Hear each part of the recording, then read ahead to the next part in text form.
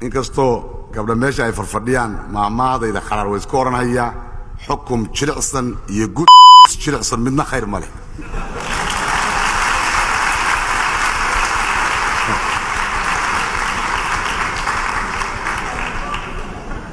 aka goyn doonta jaan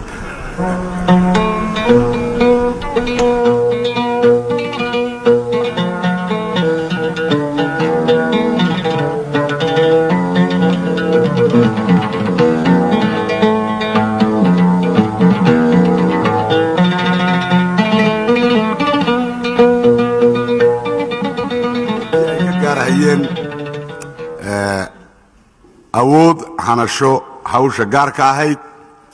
in ciidanka cirku si u kasid ah oo u yeelay dad badan oo uusan ka maarmin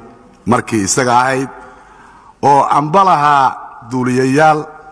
ambalaha farsamo yaqaan aqoon dheer leh inay u gudbiso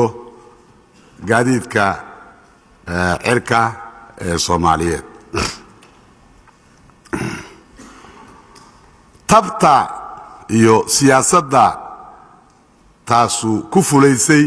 si kastaba ha ahaato laakiin xaqiiqa ahaanteeda waxaan oran karayaa waxa lahaa taliska xoogga dalka Soomaaliyeed anna filayo maanta ciidankaasu ama gaadiidkaasu gaadiidka xirka hadaynu niraahno oo maanta heer fiican isaga naftiisu sii maraya walow alaabtiisu ay yar tahay haddana inay ahaayeen sababtii keentay in waqti hore lagu hamiyo in uu dhismo gaadiidka xirku aan u rajaynaya isagana in uu dhismo bacdama ay ka mid tahay waaxyaha dhismada dalka midka ugu qiimo roon oo ka mid yahay ay ka mid yihiin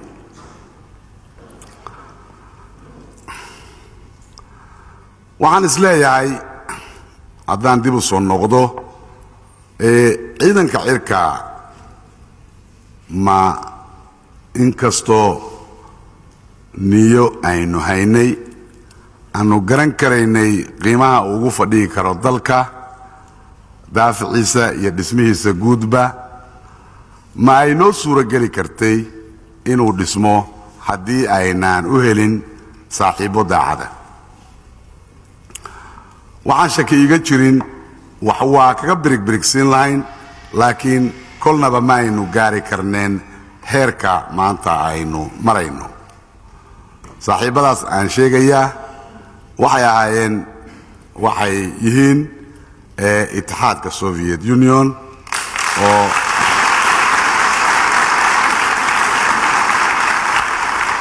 si agar la'aan ah noogu garab siiyey dhan kastaba in uu ciidanka cirka ee Soomaaliyeed uu gaaro himiladii loogu talagalay haddaanu eegno xag hub xag qalab xag gaadiid iyo xag tababar intaba waxaan filayaa dhalinyarada caawa hor fadhida inaan mar badan ku iri adduunka ninka kuugu waxtar weyno waxa weeye ninkii cilmiga wax ka siiya waxa la yiraahdaa qofkii ku siiya maalin cunno ah asxaab buu ku sameeyay laakiin ninkii ku siiya tabta aad cunno maalin kastaba ku samaysataa wuxuu ku nooleeyay inta aad nooshahay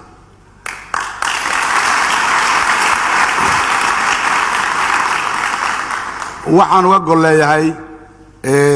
waanu garansanayn baahida aanu qabnay cilmiga qodada dheer ee cirka ama ciidankanaga cirku qiimaha uu u lahaan karay dalkanaga daafacaadiisa iyo waxtarkiisa kale ee kala gaarka ah waxaan filayaa inaad garan kartaan in markaan hadalkaas leeyahay in ay ku dhisan tahay waxaan iri taariikh inay ku dhisan tahay xaqiiq inay ku dhisan tahay joogid maalin walbaan joogay marka ma aha ku tiri kuteenne ma aha muxuu ahaa laablakac iyo xiiso ma aha raalligelis ninaba laakiin xaqiiq weeyaan ninna uusan inkiri karin uusanna tirtiri karin maxaa wacay waxa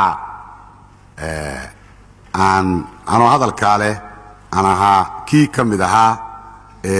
kooxihii ku dagaalami jiray ciidanku inuu dhismo una geli jiray buul kasta iyo guri kasta iyo dawlad kasta intaba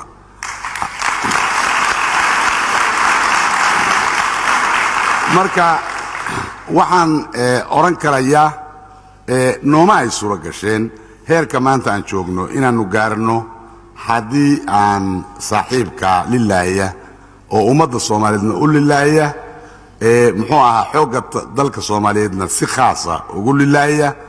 uusan na siinin garab iyo garasho ay garanhayaan qiimaha ballaaran ee ciidamada xoogga dalku ama midka cirkuba uu noogu fadhiyey haddii aynan saaxiibnimadoodu ku dhisnayn mid mabda taageero inay ama waajib ayna isaga dhigin inay taageeraan dad u halgamahaya madax bannaanaantooda iyo kororsiga aqoonta iyo waxtarka gudahooda intaba waxbana lagagama gadan jirin haddana weli ima soo gaarin wax itixaadka soviet uusna weydiinhayo oo uu leeyahay waxaan idin taray gamcaa isdhaafay baa gacala ku jirtaaye anna wax ii soo celi aniga kolle ima soo marin mana aan filaayo inay nin kalena soo martay haddayna aniga i soo marin marka waxaan u celinayaa maxfalka kan uga jeedinhayaa si official ama rasmi mahad kaliya laab ummadda itixaadka Soviet Union iyo xusbigeeda iyo madaxdeeda intaba iyo ciidamada qalabka sida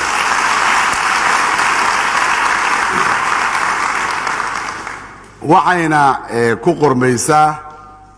taageeradoodu iyo waxtarkoodu intaba ay ku qormaysaa baal dahaba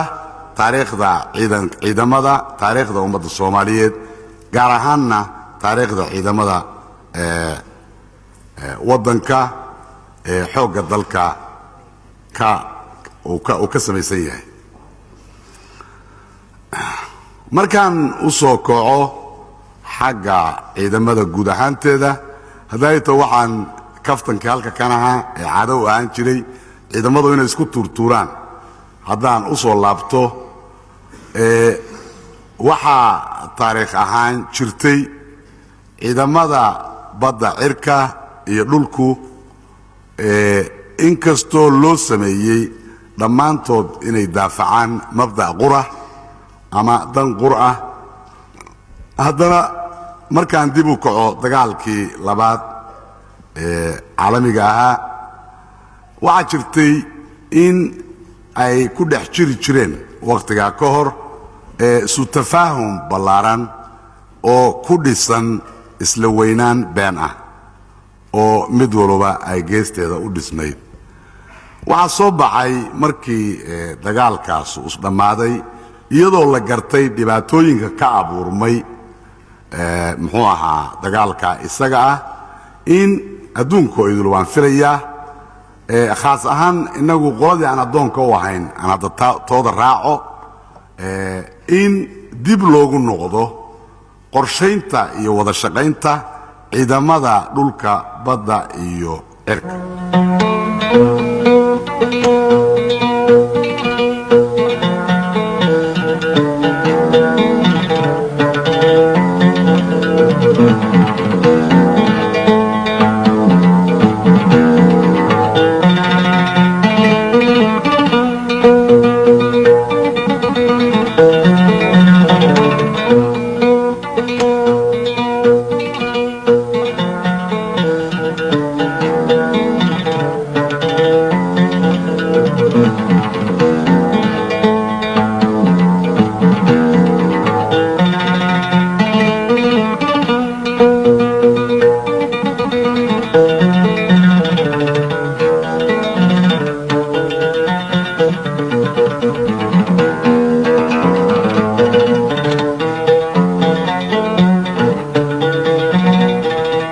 Thank you.